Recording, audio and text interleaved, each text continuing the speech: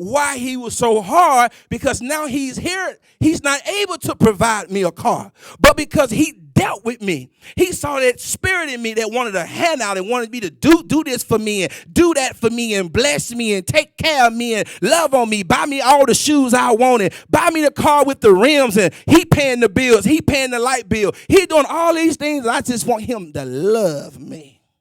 He did. He did. He did. Isn't this powerful? I remember when I was in high school. Is this blessing you? If you apply this in your life, I'm telling you, just what I've shared in this moment, in 30 days, I'm telling you, financially, on your career, dealing with coworkers, I guarantee you will see an instant change. Internet family. If you're going, I feel somebody is watching, and you're going through something on your job, and you ready to go to church so you can get the weight off and the stress, and you ready to hear the goo goo gaga. You ready for that feeling. You ready to hear never would have made it. You ready to hear your favorite song, and you ready to let the praise team pump you up because they stress you out at your job. But don't run from your job thinking God's love is not there. Come into the church and want an experience when God experiences happen everywhere in your life. On your job, God is there. On your job, God is with you. On your job, God is pruning you. God is preparing you. God is training you in the kingdom on your job. On your job. Why? Because you have accountability there. You have somebody in authority there. You have somebody telling you what to do there. That's where you excel. You spend more time, if you have a full-time job especially, you spend more time on your job than you do at home or your church.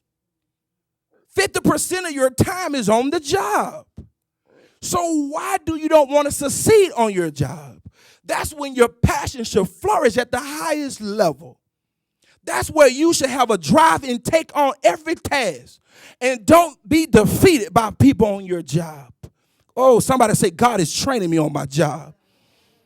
God's experience happens on my job. God's love is happening on my job. Internet family, God's love is happening right there in your career. Don't quit. Don't change that job because you're going through something hard. Don't quit that job because somebody said something to you wrong.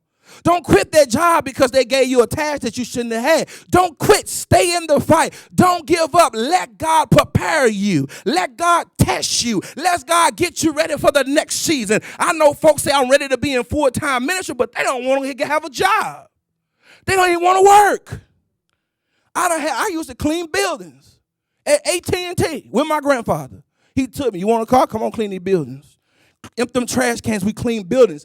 Before I was old enough to work, my grandmother was also a janitor at a schoolhouse.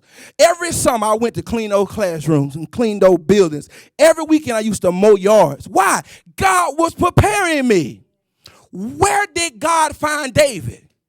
Not at McDonald's, eating a cheeseburger. God didn't even find David in church. He found him in the field. Woo, I feel the anointing. What was he doing? Tending to the sheep. You don't have to run the church to get a God experience. You come to church to be the God experience. Somebody need to put that on Twitter. I don't come to church to feel God. I come to church and bring God. I don't come to church. I come to church to bring the hope. I come to church to bring fire. I come to church to encourage somebody. I come to church to fellowship with somebody. I get God's presence at my house. I get God's presence in my car. Church is where you can receive God's presence, but when are we going to rise to a place on our jobs and excel every day in our life so we can excel when we come to church on Sunday? If you excel on your job, through the good and the bad, everything ain't cute on your job. Oh, I'm telling you, everything ain't nice. Let's keep going. I got 9 minutes. In that family just blessing you. Let's keep going. He said, well then, you have not put my money on deposit with the bankers? That's the least you could have done. You didn't put my money in the bank and let it draw a little interest. You didn't even do that. So that when I return, I will have received it back with interest. When you're on your job, your boss want to return on when they pay you. I hate that spirit in people that ride that clock just to get by. I'm just do my 9 hours, and I'm going to do as little as possible and clock out right on the dot. And they want God's love to flow in their life. They want the You need somebody hard on you. You don't want everybody patting you on your back. You need somebody to stretch you. You need somebody to expect more out of you. You need somebody to push you and say, I expect better out of you. Woo, my God, don't you feel that? You want to be around some people that stretches you and tell you to stay later. Stay an extra 30 minutes. Come on, do this, do that. What problems can you solve? What can you do? Clock out and stay an extra hour and finish it. Is that powerful? I was reading a book by Ivanka Trump, young woman, young. And I was reading her book, how her father and her mother made her buy her own ticket, first class. So they said, I ain't paying your first class ticket. You want a first class ticket? Pay for it yourself. Was that God's love? Oh, you bet it was. You think she worried about money today? Most of the people that's struggling today had all the goo gaga all their life. Your parents, even parents that do that, most of the time they messing you up.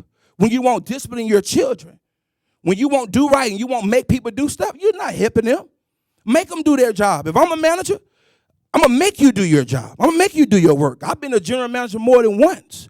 And I had an experience, let me share this, with my boss. I got so aggravated with this one guy. I said, go home. I said, get out of here. I was mad. I said, get out of here. I said, get out. I said, clock out right now. My quiz, I said, clock out, Robbie. Clock out right now. He clocked out. My boss said, oh, Lord. Because, I'm bold and strong. My general manager said, not my general manager, I was the general manager. My owner said, why did you make him go home? I said, because he was getting on my nerves. He wouldn't do what I say, being disobedient, and I had to take care of my customers. He said, make him do his work. Whew. He said, you should have made him stay on the clock because he didn't want to work. You should have made him work. Ever since then, I've been on that level to where if you're my coworker, if you working next to me, you say you're going to do the job, I'm going to make you do the job. I'm going to push you. I'm tired. Let's keep going. Come on, let's go. You need that. You need that. You need that. That's why I love PE. When I was in PE in school, I didn't want to run on that track. I wanted to eat my lunch and lay down and relax. Well, y'all make look, I used to play basketball, and my coach, he loved us. Now I wish I can tell him I wish I can see my coach now. We was running. We had to run a mile, which is 4 laps on the high school track. 4 laps is 1 mile. And we was on the basketball team, and I was heavy set. I was the heaviest basketball player. I was just, Lord, I told him, give me extra minutes. I felt it was not fair. It was not fair. I had more weight than these other guys, and I got to finish at the same time as them. That ain't right. Shouldn't you give me 9 minutes? That ain't the love of God, is it? That's what I thought. I said, that ain't the love of God. Make a long story short, he made me run just like everybody else. One guy threw up. Coach, he fell out and threw up. The coach said, is he dead? We said, no, he ain't dead. He said, keep running. Woo! He didn't play that mess. Woo! He didn't play. Can I tell you what happened? I had been pushed by this coach. I had the fastest feet getting off a start on the basketball team, and I was the most overweight. They could run faster than me long distance, but my coach, when they needed somebody to steal the ball, because he pushed me so hard, and because of my weight, I was fast like the first 20 seconds. I would take that ball from you. And get that ball. He said, God, throw that ball down there. But he pushed me. Let me tell you another story. Say God's love. I don't want you to run away from people when they're being hard on you and they're being strong and firm and stern in your life. Those are the people you want in your life. That's making you do what you should do. That's who you want. The folks that let you do what you want to do, that's the ones you got to watch. Are you following me? Let me tell you, when I was in high school, we took a typing class, a keyboarding class. They called it keyboarding. And I remember, Marguerite always knew I talk about Miss Johnson. Oh, Lord, Miss Johnson, I hope you're watching. Which she's not. That was in Louisiana. Miss Johnson, I broke my arm. I played basketball, and I went up to do a layup, and I fell on my shoulder, and I broke it. And so I was sitting like this. And we had to take keyboarding. She gave me the same work as everybody else. I said, oh, no, this is the devil. This ain't right. This ain't God's love, is it? Not on my job. Y'all agree with me? That ain't God's love. So I thought. She pushed me and pushed me. She failed me that year. I was upset. I said, I'm not taking these tests. I didn't obey. I said, I ain't doing it. I rebelled. I said, you wrong, woman. I told her so. I was mad. I told her something. I told her off. I really did. I was mad. I would come sit in the class with my one arm. I said, I ain't doing it. I failed. I was back in her class the very next year. I said, I changed her class. They put me next door. I said, I was mad. They put me next door to the other lady class. She used to wave at me every day. There was an anger in me for her, but not today, because I'm one of the fastest. I can type fast. Do you see God's love on your job? When you think your boss being hard, whether they save or not, God is using them to prepare you for a great work. David was prepared before he ever defeated Goliath. Do you follow me? Why did you think God anointed a man who didn't even have the appearance of a king? Because he had the heart of the king.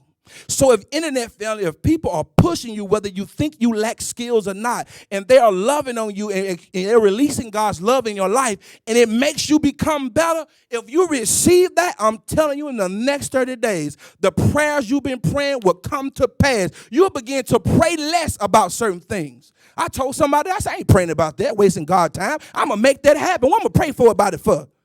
I said, I don't ever pray about, I said it today out of my mouth. I said, I refuse to pray about anything God authorized me to walk in. Why pray about it? For what? He authorized me to do it. I won't waste my